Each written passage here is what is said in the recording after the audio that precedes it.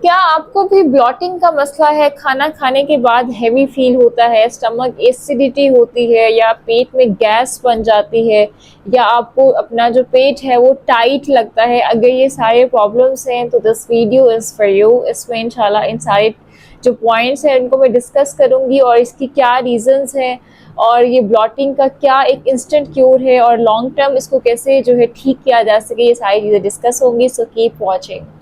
अस्सलाम वालेकुम, this is me dietitian स्वेंजार। ब्लॉटिंग का मसला ना बहुत कॉमन है। इसके बहुत से सिम्टम्स हैं। पेट में गैस बनती है, टाइट हो जाता है स्टमक, गुड़ की आवाज़ आना शुरू हो जाती है, फार्ट इंक्रीज हो जाते हैं, या फिर बर्प वगैरह डकार खट्टे डकार आना शुरू हो जाते हैं। तो ये मुख्तलिफ इशूज़ होते हैं जो कि फेस करने पड़ जाते हैं ब्लॉटिंग की कंडीशन में। तो देखिए, सबसे पहले तो ये देख लेते हैं कि इसकी रीजंस है क्या। नंबर वन ये कि ओवर ईटिंग। अब होता ये है कि हम अपनी बस प्लेट को भर लेते हैं और फिर खाना शुरू कर देते हैं। ओवर ईटिंग ना सिर्फ वेट गेन करती है बल्कि आपको ये ब्लॉटिंग का प्रॉब्लम भी फेस करने को मिलता है, क्योंकि जो इंसान का ब्रेन है ना, उसकी तरफ से सिग्नल आने में कि जी पेट फुल हो गया तकरीबन कोई 20 मिनट लग जाते हैं। अब जब हम खाते हैं और जल्दी खाते हैं, जल्दी खाना खा रहे होते हैं, तो 5 मिनट में पूरी प्लेट खाली कर देते हैं। लेकिन चूंकि दिमाग से सिग्नल नहीं आता कि पेट फुल हो गया, हम खाते रहते हैं। जब तक सिग्नल आता है तब तक बहुत ज़्यादा खा चुके होते हैं। तो ये ओवर ईटिंग की वजह से अब आपने अपनी ज़रूरत से इतना ज़्यादा खा लिया, तो वो ज़ाहिर बात वो चीज़ें जाके मैस करेंगी, वो गैस बनाएंगी, एसिडिटी होगी और बाकी प्रॉब्लम्स होंगे। तो इसलिए इसका क्योर ये है कि आप आहिस्ता आहिस्ता धीरे धीरे खाएं, चबा के खाएं, ताकि स्टमक पे इतना ज़्यादा बर्डन ना हो। जब आहिस्ता आहिस्ता खाएंगे तो वो देर से खाना ख़त्म होगा, आपकी बॉडी जो है ब्रेन सिग्नल भी दे देगा, और तब तक आपने बहुत एक्स्ट्रा भी नहीं खाया होगा, और ऑब्वियसली इससे वेट भी नहीं बढ़ता और बाकी इश्यूज़ भी नहीं होते। तो आहिस्ता आहिस्ता चबा के खाएं। सेकेंड जो रीज़न है वो बड़ी टेक्निकल है कि आपकी बॉडी में गुड बैक्टीरिया जो है वो कम होना शुरू हो जाते हैं, बैड बैक्टीरिया ज़्यादा होना शुरू हो जाते हैं, जिसकी वजह से खाना सही से डाइजेस्ट नहीं होता और ये इश्यूज़ आ जाते हैं। अब जो गुड बैक्टीरिया होते हैं ना, वो खाने को डाइजेशन में मदद करते हैं। जो बैड बैक्टीरिया होते हैं वो एसिडिटी वगैरह इस तरह की प्रॉब्लम्स क्रिएट करते हैं। अब हमारी बॉडी में गुड बैक्टीरिया कम क्यों होते हैं? जब हम ये फ्रिजी ड्रिंक्स ले रहे होते हैं, या फास्ट फूड या एसिडिक चीज़ें खाते हैं पैकेट वाली, इससे हमारी बॉडी के गुड बैक्टीरिया जो है वो किल हो जाते हैं या कम हो जाते हैं, और जो बैड बैक्टीरिया है वो बनना शुरू हो जाते हैं। तो अगर आप चाहते हैं कि गुड बैक्टीरिया आपकी बॉडी में ज़्यादा हों, तो उसका सबसे जो इंस्टेंट क्योर है वो ये कि आप अपनी डाइट में दही का इस्तेमाल कर लें। सुबह के टाइम 1 कटोरी दही जो है नाश्ते में ले लें और उसमें थोड़ा सा शक्कर ऐड कर लें, क्योंकि जब दही मीठी हो जाती है तो वो जो गुड बैक्टीरिया है वो एक्टिवेट हो जाते हैं। तो इसीलिए दही का ऐड जो है, दही को अपनी ब्रेकफास्ट में ऐड कर लें, क्योंकि ये प्रोबायोटिक का बहुत अच्छा सोर्स है। और इसके साथ साथ जो एप्पल साइडर विनीगर है, सेब का सिरका, उसको भी लिया जा सकता है। उससे बॉडी में गुड बैक्टीरिया ज़्यादा हो जाते हैं।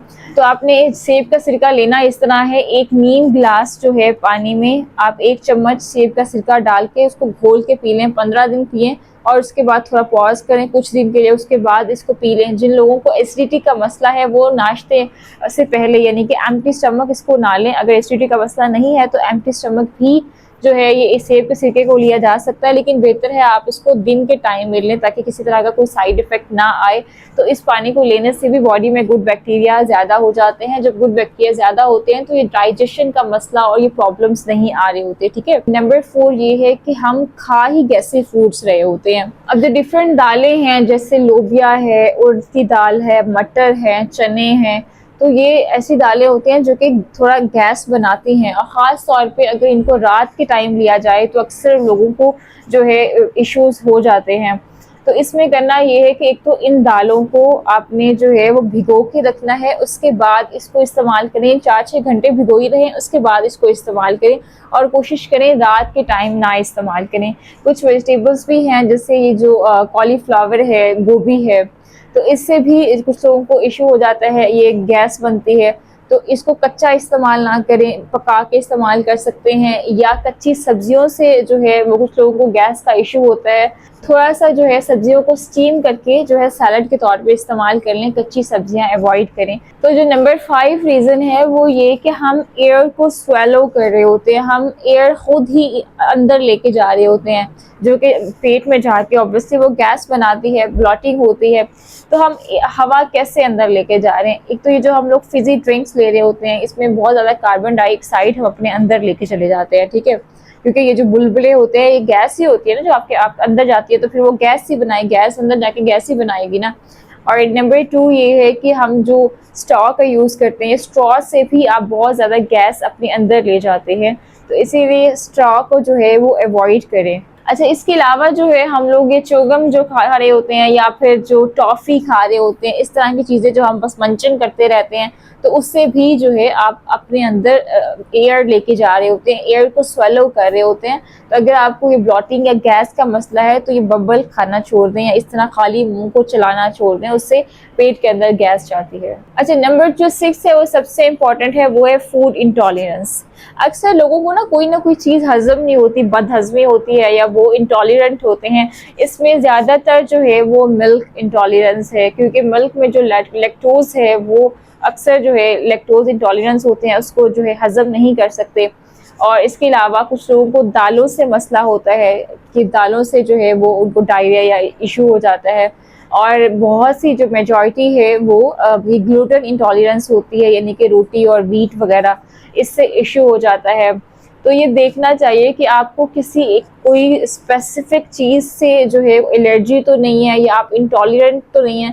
अगर कोई स्पेसिफिक चीज़ है तो उसको अवॉइड करें। अक्सर लोगों को नहीं भी पता होता, बस उनको ये पता है कि जी हमने रात रोटी खाई थी और गैस हो गई या फिर स्टमक इशू हो गया, लेकिन वो फिर नोटिस नहीं होता कि अक्सर उस जो रात की चीज़ है उसमें या तो दाल होती है या कोई ऐसी चीज़ होती है जिससे वो बंदा इंटॉलरेंट होता है। अच्छा, कुछ लोगों को ना खाली पेट रहने से भी जो है गैस बनना शुरू हो जाता है। अक्सर क्लाइंट आके कहते हैं कि मैम हम थोड़ा सा भी जो है टाइम खाली पेट रहे तो हमें गैस बनना शुरू हो जाता है। तो इसमें ये होता है कि अगर आपको खाली पेट से मसला है तो आप हर 2-3 घंटे बाद कुछ खा लें। ऑब्वियसली कोई हाई कैलोरिक फूड ना लें, थोड़ा बहुत जैसे कोई फल खा लिया या फिर जो है अगर कच्ची सब्जी से मसला नहीं है तो खीरा खा लिया, कभी ग्रीन टी ले ली, कभी कोई ब्लैक कॉफ़ी ले ली या कोई एक खजूर खा ली।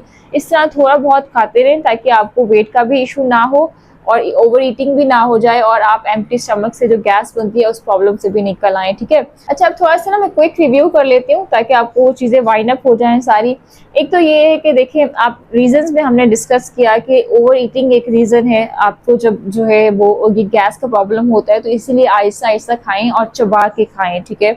नंबर सेकंड ये कि जो गैसी फूड्स हैं वो आप अवॉइड करें, जिसमें कॉलीफ्लावर है या कच्ची सब्जियां हैं या दालें हैं। और नंबर 3, रात के टाइम जो है दालें वगैरह ख़ास तौर पे इनको अवॉइड करें और एम्प्टी स्टमक ना रहें। 2-3 घंटे बाद हल्का फुल्का कुछ खाते रहें।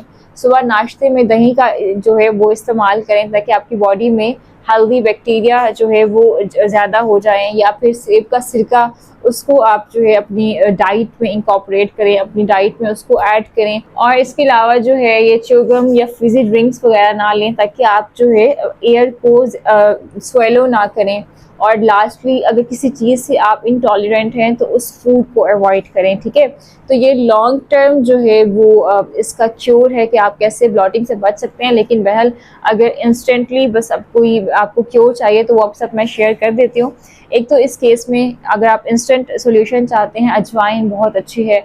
अजवाइन का 1/2 टेबल स्पून आपने थोड़ा सा उसको रोस्ट कर लेना है और फिर फाँक लेना है, यानी कि अब जैसे हम लोग फक्की नहीं ले लेते वैसे आपने ले लेना है। अजवाइन को पानी के साथ ले सकते हैं और उसके साथ इंशाल्लाह आपको फ़ायदा हो जाएगा। अच्छा, दूसरा इसको एक वे ये है कि आप 1 गिलास नीम गर्म पानी लें, उसमें थोड़ा सा जो है अदरक का रस डाल दें, उसका जूस स्क्वीज़ कर दें और उसमें आधा लेमन स्क्वीज़ करें और 1 चुटकी जो है काला नमक, ये डाल के इस नीम गिलास जो है एक पानी को आपने पी लेना है। इससे भी इंस्टेंट आपको रिलीफ होगा।